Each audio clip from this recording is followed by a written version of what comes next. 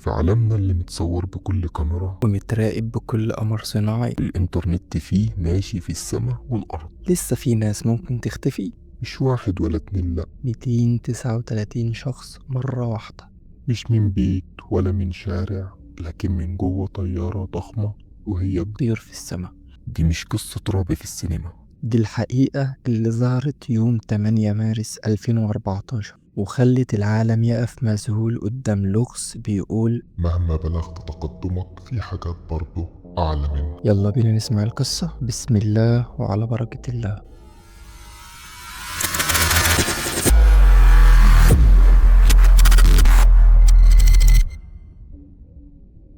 MH370 طيارة ماليزية متجهة لبكين، راكب فيها حوالي 239 شخص، فيهم عيل صغير نايم في حضن أمه، والجد اللي رايح يزور أحفاده، والعروسين اللي جايين من شهر العسل.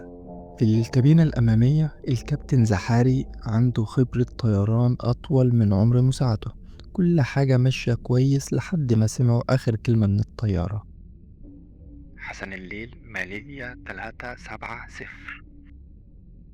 بعد شوية سكت الجرس واختفت الطيارة من على شاشات الرادار. لا، مش انفجرت ولا حتى بعتت رسالة استغاثة، ببساطة اختفت. بس مش ده نص القصة. النص التاني هو الأغرب. الطيارة ما وقعتش، لا، اتحولت. شخص في الجوه قرر يغير مسارها بالكامل ويطير بيها في اتجاه تاني خالص، ويغير إعداداتها عشان محدش يقدر يتتبعه. تصور معايا، العالم كله بيبحث في مكان غلط. كل وسائل الإعلام بتقول الطيارة ضاعت في بحر الصين الجنوبي، لكن الحقيقة كانت في مكان تاني خالص. اتضح إن الطيارة عملت مسار متعرج، عبرت شبه جزيرة ماليزيا، وبعدين رجعت للشمال، وبعدين قررت تروح الجنوب ناحية المحيط الهندي الفاضي والمجهول. ده معناه إن اللي كان بيسوقها عايز يخبيها في مكان محدش هيفكر يلمسها فيه. حجم الكارثة دي كلها، في 26 دولة شاركوا في البحث عن الطيارة دي، سفن وغواصات وطيارات من كل نوع. ميزانية البحث تعدت 150 مليون دولار. مساحة بحث أكبر من دولة كاملة، والنتيجة ولا حاجة. شهور بتمر وسنين بتمر وعائلات الأشخاص في الانتظار، والخبراء دماغهم لفت من كتر التفكير، لحد ما في يوم من شهر يوليو سنة 2015 في صياد فرنسي في جزيرة لقى حاجة غريبة على الشط. قطعة حديد كبيرة عليها صدف وطحالب، اتضح إنها جزء من جناح الطيارة. بعدها البحر ابتدى يطلع لنا بقية الحكاية. بعد شوية في قطعة من الديل ظهرت على الشط، وفي بعدين حقيبة إيد مكسورة، وبعدها إزازة مية، وبعدها مقعد من الطيارة. كل قطعة كانت بتقول إحنا هنا تحت، بس مش هنقول كل السر. الخبراء فضلوا مش فاهمين حاجة وقعدوا يقدموا نظريات. في اللي منهم قال نظرية الانتحار، الطيار قرر ينهي حياته وياخد معاه كل الركاب. بس قال الطيار قالوا مستحيل، ده راجل طبيعي ومبسوط ومش مصاب بأي مرض نفسي. وقالوا برضو إن ممكن اتخطفت، حد دخل الكابينة واعتدى على الطيار، بس ليه برضو محدش طلب نجدة. وفي خبراء قالوا إن ده عطل فني، حريق مثلا، بس ده مش هيخليها تطير 7 ساعات زيادة.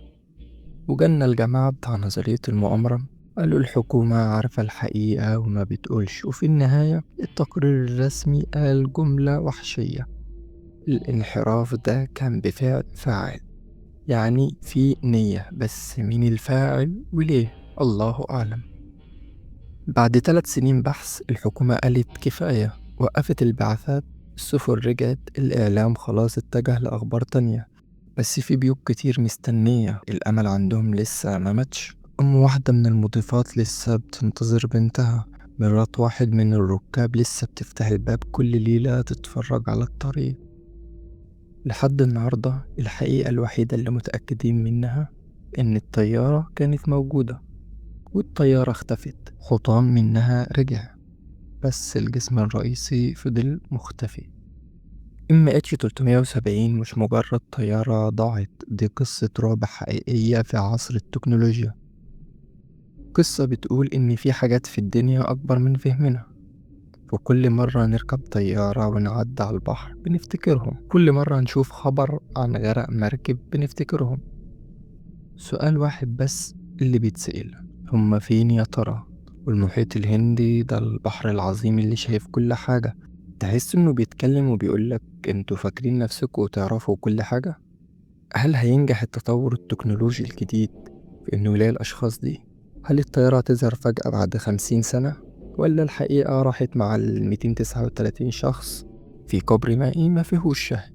اللي متأكدين منه إنه كل قطعة حيطان، كل وثيقة، كل نظرية، ما قدامناش غير حاجة واحدة، إن أكتر حاجة تخوف في الدنيا هي الحقيقة اللي محدش يعرف. في النهاية اقفل عينك واسمع صوت البحر، يمكن في مكان ما في القاع في طيارة كاملة قاعدة بتسأل مين اللي هيلاقينا.